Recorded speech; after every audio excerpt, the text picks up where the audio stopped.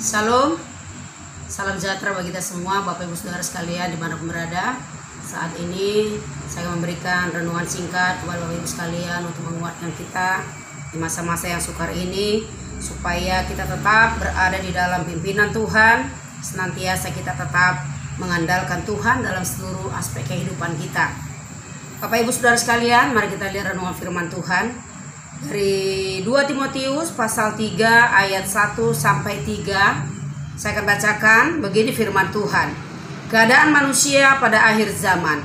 Ketahuilah bahwa pada hari-hari terakhir akan datang masa yang sukar. Manusia akan mencintai dirinya sendiri dan menjadi hamba uang.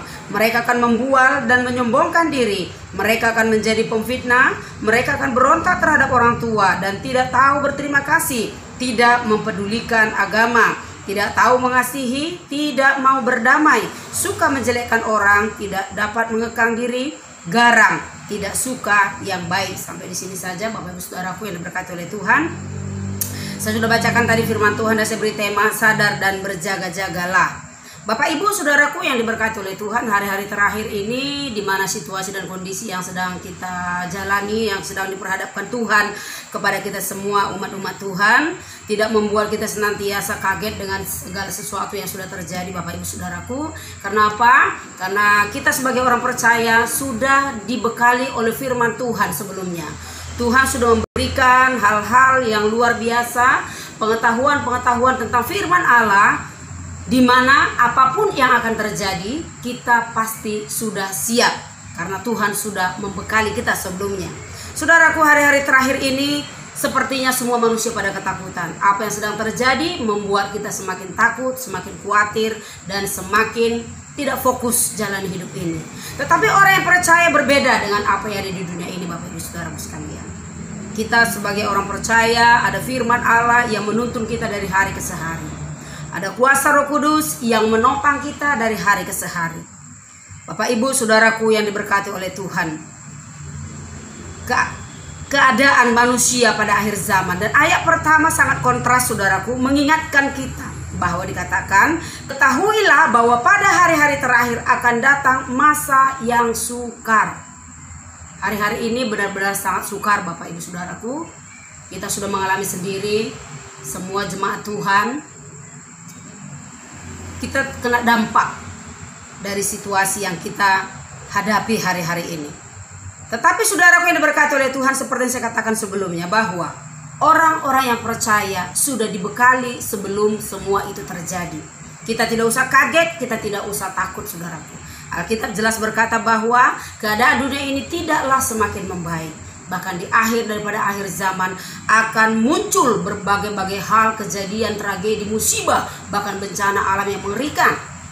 Kita sebagai orang percaya tidak usah takut akan hal itu, karena kita punya Tuhan yang luar biasa, yang sanggup memberikan perlindungan kepada kita umat-umatnya. Saudaraku, Paulus juga memberitahukan, mengingatkan umat-umat Tuhan yang ada di jemaat Galatia, bahkan yang ada di jemaat di Roma, supaya mereka selalu menuruti keinginan-keinginan roh. Jelas dikatakan saudaraku dalam kitab Galatia pasal 5 bahwa keinginan roh berlawanan dengan keinginan daging, berlawanan dengan keinginan-keinginan yang ada di dunia ini. Itu sebabnya kita sebagai orang percaya, kita mau kalahkan daging kita mau tetap mengandalkan Tuhan oleh kuasa roh Allah. Ya saudaraku, hari-hari ini jemaat Tuhan GPD Cornelius sedang mengadakan satu restorasi yang besar, saya katakan. Karena apa? Diadakannya doa berantai, bahkan puasa. Ini merupakan satu restorasi yang terjadi bagi gereja Tuhan, khususnya jemaat Tuhan yang ada di Cornelius, supaya kita senantiasa mengalahkan kedagingan kita saudara. Dan kita berpegang teguh bahwa setiap orang yang diberkati Tuhan, setiap orang yang sudah dipimpin oleh roh Allah, diberi kuasa. Ini menjadi senjata kita saudaraku, supaya apa? Kita semua berjaga-jaga, sadar dan berjaga-jagalah. Saudara yang diberkati oleh Tuhan, firman Tuhan yang singkat saat ini menguatkan saudara dan saya supaya kita tidak usah takut. Kita tidak usah begitu gelisah. Tetapi menjadi tekanan firman Tuhan malam hari ini, kita sudah dibekali sebelum semua itu terjadi.